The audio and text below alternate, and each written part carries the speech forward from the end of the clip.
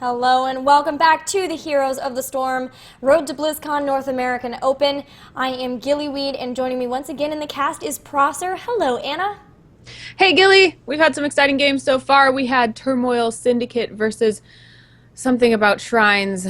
Yeah, Shiners or Soul I'm Shiners. sorry, guys. Yes, Soul Shiners. Yes, and we will have Turmoil Syndicate back again in this next best of three, but this time they will be matched up against Power Raynors. Yes, more names to cause us difficulty in casting, which is just the way we like it. I want to know if they're going to have skin tints that match the Power Ranger skin tints, like yellow, pink. Yeah, Yeah. I'm thinking already pink Tyrande is Yes. a must. This is really important. Yeah, actually, why don't we hop over the draft so that people can see that draft while we talk color options? Yes, this is important. And actually, they already have started drafting. The teams are very eager today, which is nice. I like to see that enthusiasm and positivity. I agree. Looks like, looking at this, we've got a ban on Illidan, which is interesting, as he was, of course, his damage taken down from Metamorphosis just a bit in the last patch, but Power Raynors also are going to ban out Kael'thas, which is, of course, a hefty damage dealer. So focus on damage dealers here in the first round of bans. And look who I'm seeing for Power Raynors. It's BAE the Bacher. The Flesh Carver in the flesh will be here. Did you see what I did there? Did you see I saw it. I heard it, rather. Yes. I like what we've seen Turmoil Syndicate do in response to this, which is pick up Tyrande. We've seen them play Tyrande very well in the first game of the last series, and the Butcher and Tyrande together are a very scary composition. So they're also going to pick up Uther and ban Rhaegar, although Power Raynors have already picked up Malfurion, so maybe they're just really trying to keep them from being able to do a double support and not ever letting the Butcher be taken down. Yeah, if the Butcher has that much healing on him and he just can't die, I mean, that's pretty much his only weakness, is being able to be killed fairly easily if you get enough damage dealt around him. And if you take away that weakness, you're just done. I mean, Blizzard has said that they like the Butcher to be like, if you see him, you wonder if you're dead. And if he's got two henchmen that are going to be healing him up almost to full all the time, then you certainly are dead. So not too much of a surprise that they would also grab Rhaegar. And also, I know we're getting deep into this draft, but I did want to point out, you mentioned that Turmoil Syndicate played Tyrande before to great effect. They did that alongside Uther as well. It was a great healing team that they had. So having that again is great. Yeah. Yeah, and on top of that, they've also got a really great team for stuns, too, with now picking up Muradin, Tyrande, and Uther. They're going to have so many stuns, and then Jaina to capitalize on that and to slow them down even more. So they're going to be all about control once again, as well as most likely we'll see them kind of playing that very sustainable, patient fighting that we saw on the Cursed Hollow last time. But look who Power Raynors got. Oh, I wonder if it's a rule for their team that you have to play at least with Raynor each time. I don't know. I'm excited to see Power Raynors play Raynor against Turmoil Syndicate, who played him in the last game, though. So it's kind of like, yeah, we see your Raynor. Why don't you check out ours? Yeah, we heard you like Raynors, so I put a Raynor in your game. Yeah, this is going to be really interesting. The one thing I'll notice is that Power Raynors are squishier, but they do have a lot of sustain. We've mentioned Raynor's sustainability as well as Anubarax before, in addition to the fact that the Butcher, while very squishy, does have quite a bit of self-healing once he applies that Butcher's brand, as long as he can attack the person who has that brand. And then you can also make him sustainable given some of the talents that you would spec into, especially toward that fresh meat. So we'll have to see if that's something that they consider doing. Absolutely. I really like Malfurion with a trio of squishies. I know that it can be kind of dangerous, but I always think it's great to see a tank dive in or charge forward and allow these three great damage dealers to be under that healing in a team fight, because it seems to come out really, really well. That said, oh, sorry, go ahead. No, you're good. Keep going. That said, we're also looking at some dangerous faces over here with Jaina and Zeratul and Tyrande from Turmoil Syndicate. Maybe not the ones that you traditionally think, the range damage dealers or things that are just going to sit under Malfurion, but you can do a lot. They're kind of multifunctional damage dealers, I think, Tyrande and Zeratul especially. Yeah, and The last thing you want is to be stunned and then have a Zeratul hitting you with the psionic blades. That's terrifying, and once you get stunned one time by Turmoil Syndicate, I can guarantee you're going to get at least one more, as long as somebody else is there, because they have so many ways to stun and so many slows as well. Singularity Spike from Zeratul slows, as well as all of Jaina's abilities once she can apply that chill to you, so that's going to be a little bit scary for them, but it's going to come down to, I think, whether or not they can keep those two alive and then also try to burst somebody down. Jaina and Zeratul are very burst heavy, and then they kind of drop all of their combo on a hero. And so if they can do that, that's what they'll be trying to do. But where I mentioned before, they've got a lot of self-heal and self-sustain on Power Raynors. They might be able to just sit through that, and then once they get through that initial burst, really strike. Yeah, and Turmoil Syndicate is going to definitely have the support advantage or the health advantage in terms of, I mean, Malfurion has that great AoE that comes from Tranquility, but you've got two potential healers in Tyrande and Uther, so they can be everywhere at once. And then you've also got a really hefty tank in Muradin, and then Uther who can take hits as well. So he can kind of be up front doing healing and taking hits at the same time alongside Muradin, which can do kind of that front line while the rest of those squishy damage dealers can play around in the back line. While Anubarak is a little bit squishier, and he's the sole tank for Power Raynors. So, like you said, that is going to be the challenge for them. They're going to have to be really aware of their positioning and on focusing down their targets. Yeah, and generally you have Malfurion in the back because he is pretty squishy and he doesn't have a lot of escape. So part of the issue for that is if we see a Nubarak and the Butcher diving too far, it might be an issue where Malfurion can't really keep them as alive effectively, especially if they're kind of outside of that Tranquility range. Because we know that Zeratul, meanwhile, is going to be in the back line trying to grab either Vala or Raynor, most likely, unless they can really just pick off the Butcher really easily. So I think Turmoil Syndicate can definitely try to pull apart Power Raynors in that regard, and it will be up to Malfurion, I guess, to try to keep them all alive under the wings of tranquility. I love that ability. It's one of my favorites. I don't know why, but I think it's maybe the hippie in me, the forest dweller, that just really likes the idea of standing under the healing wings of this benevolent person who's trying to heal me and make me feel better. This Birdman. Yes. Bird deer man. Yes, exactly. Heal me. He does have antlers, I guess, so that would make him part deer as well. Very, very, very interesting hybrid there. He also can pick up, he's got like the Elun's Grace talent at level 4 that increases the range of abilities. So if that's an issue where maybe they are concerned about getting kind of pulled apart at the seams, maybe he can grab that and be able to still throw heals out while meanwhile keeping Tranquility kind of on the people toward the back. We'll have to see though. We are loading into it, and I've got to make sure, it looks like I do have teams on the wrong side. So why don't you go ahead and introduce the Power Raynors while I switch those up. I would love to. Thank you. So, joining the team that we saw before is going to be the Power Raynors. They're the new blood, if you will. And along with that blood, we do have the first appearance of the new hero, the Butcher here. Eldinesh is going to play Vala for them. Six is going to play Raynor. Taoism is going to play Malfurion. Scarred will play the Butcher. And Captain Drunkbear, or Drunkbear, will play a new Barak. They're all going to be wearing blue for Power Raynors.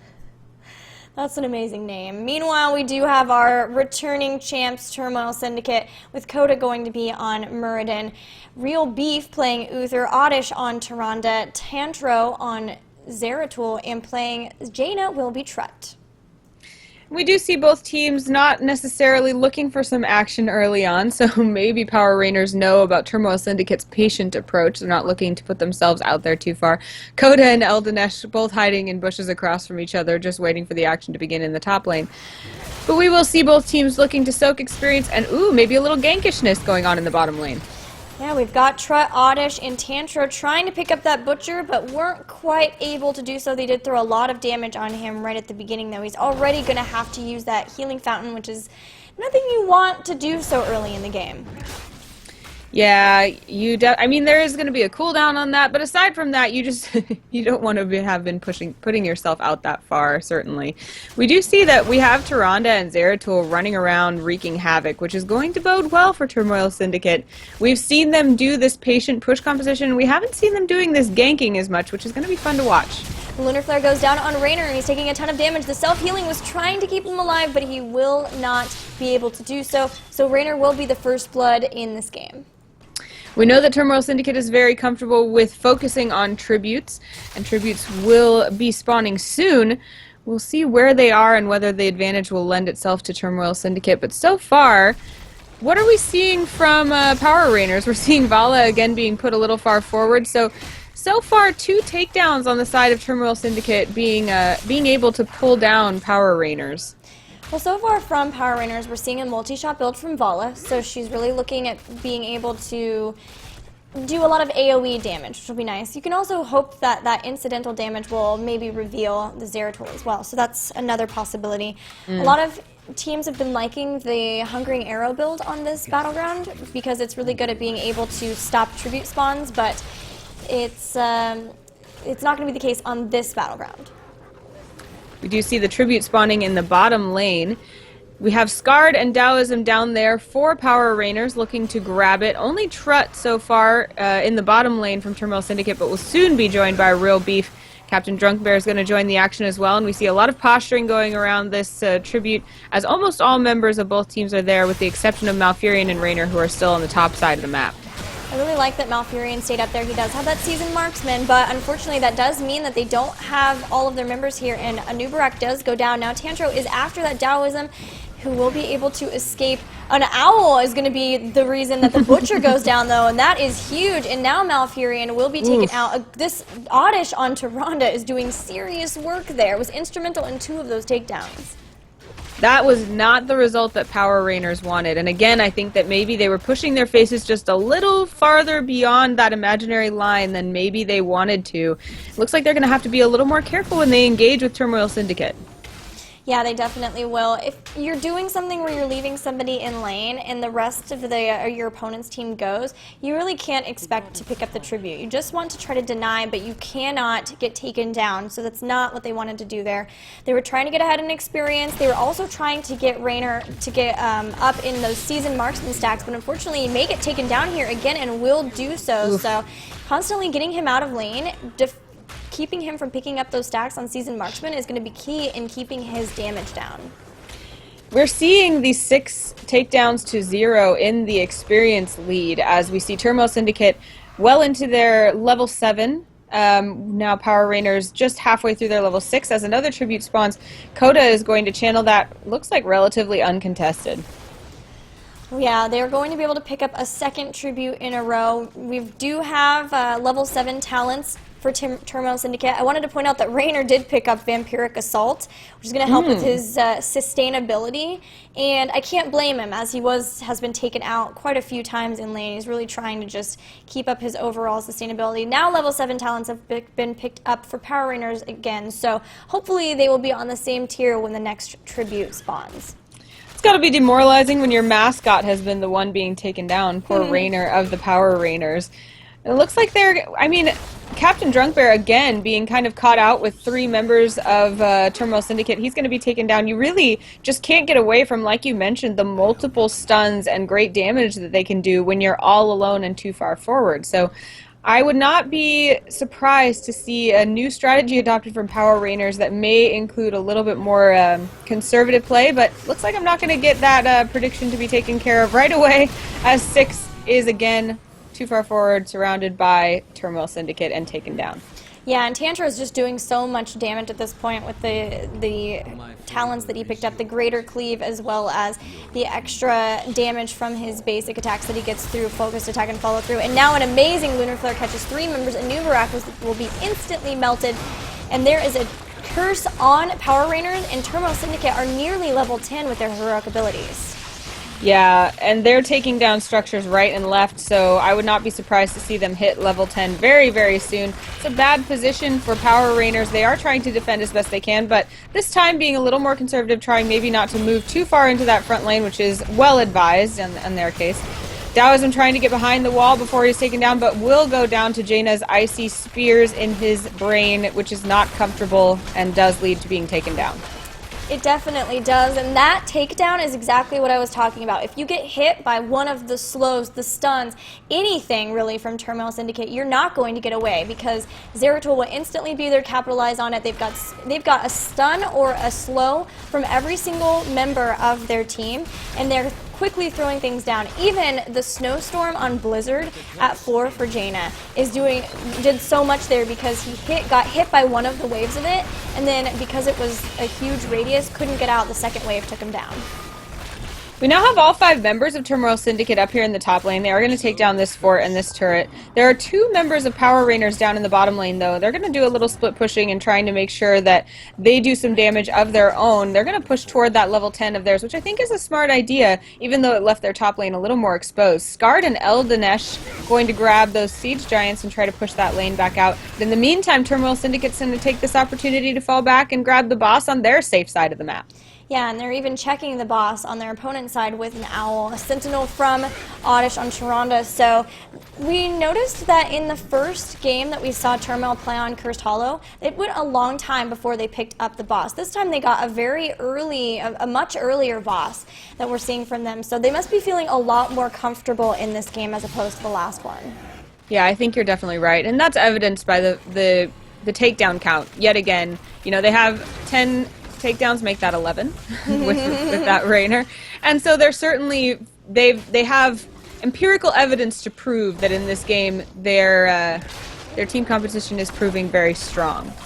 Yes, it is. We do have heroic abilities for their opponents, though. They did end up picking Strafe, Tranquility, Furnace Blast for the Butcher, also Locust Swarm, and then Hyperion for Raynor. So this will be a little bit different than the Raynor that we saw in the last game. Meanwhile, the Syndicate went ahead and picked up the Void Prison, Shadowstalk yet again for Tronda, as well as Avatar, Water Elemental, and the Divine Shield. Ooh, we do see a little bit of an engagement going down. Void Prison will take Skard and Captain Drunkbear out of the action very quickly. Six is able to sustain himself to run back toward that wall, but he's going to have to turn around and engage with the fight. Zeratul will fall, though, to look like the Butcher's heroic ability. The Tranquility is going to go down. It's going to start healing up those squishies behind the line of Captain Drunkbear. Like we mentioned, a great formation for them, but it looks like Turmoil Syndicate has decided that they have no interest in risking any more of their lives. They're going to back off. So great engagement that time for Power Raynors. Yeah, and that really comes down to that Furnace Blast along with the charge that the Butcher has. You can use Ruthless Onslaught while you've hit Furnace Blast, and it's a 3-second delay, so you don't really want to try to get up to somebody and then try to use the Furnace Blast, because you're just going to end up, they're going to run out of it as soon as they see it. But instead, if you use it and then Ruthless Onslaught right into them, which is exactly what he did to Zeratul, they're going to be stunned, they're going to get so much damage from that, and they're going to get taken out.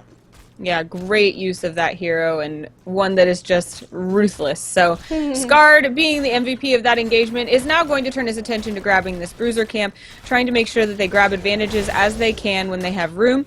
The Siege camp is going to go down for Turmoil Syndicate as well, though they've already painted their side of the map all red, so they have pressure going in the lanes too.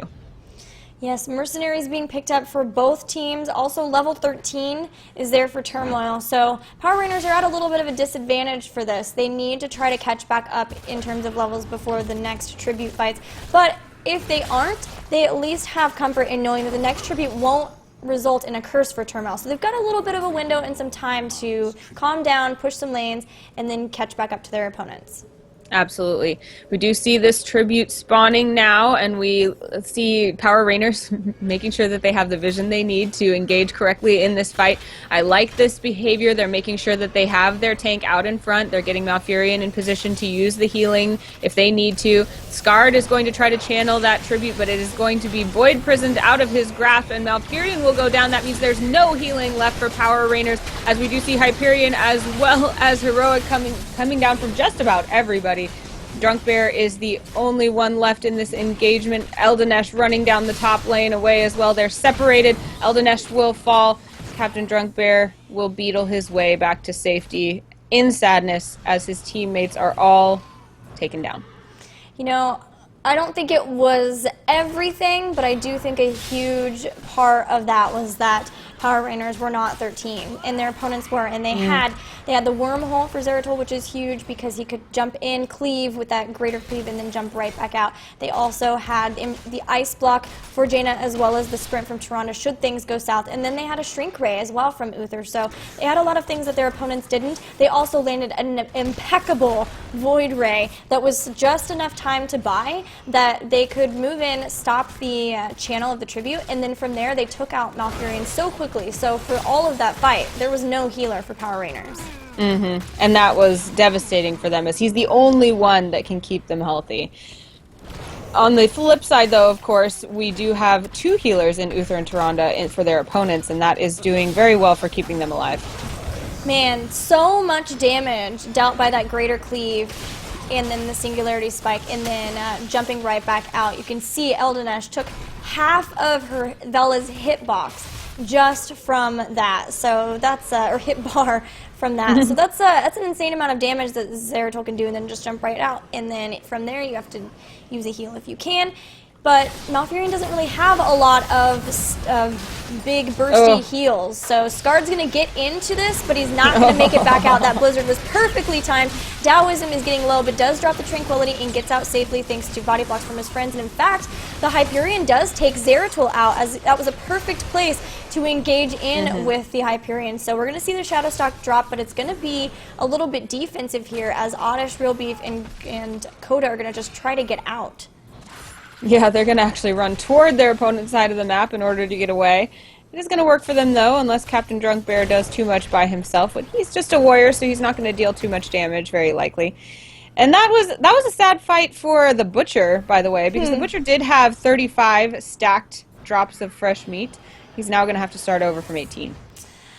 That's a bit rough, but you can build them up fairly quickly, and we already see him starting to do that. Let's see what the total is. He's already at 26, so yeah, he can just go right back in. The nice thing about having lanes pushed against you is that you have pretty easy access to minions, which is a good thing for him, as he was able to catch back up in stacks.